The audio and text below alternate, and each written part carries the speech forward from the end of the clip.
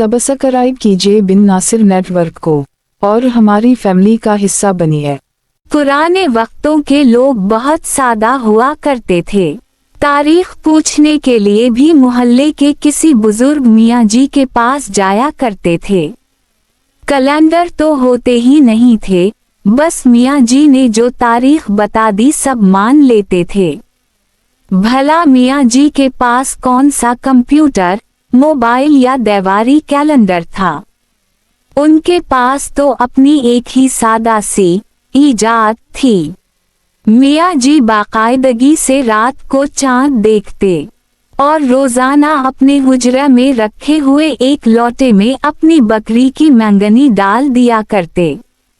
जब कोई तारीख पूछने आता तो मियाँ जी लूटा उलटते, मंगनियाँ गिनते और बाहर आकर निहायत वकार से तारीख बता देते।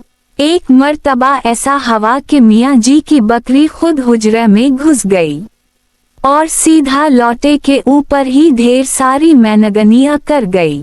अगले दिन एक साइल तारीख पूछने आ गया। मियाँ जी हुजरा में गए, लूटा उल्टा तो हैरान रह गए। लूटा तो मुंह तक भरा हुआ था।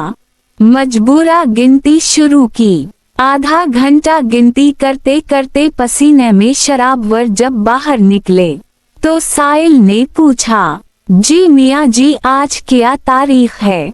मियाँ जी बोले, बेटा आज उसी तारीख है।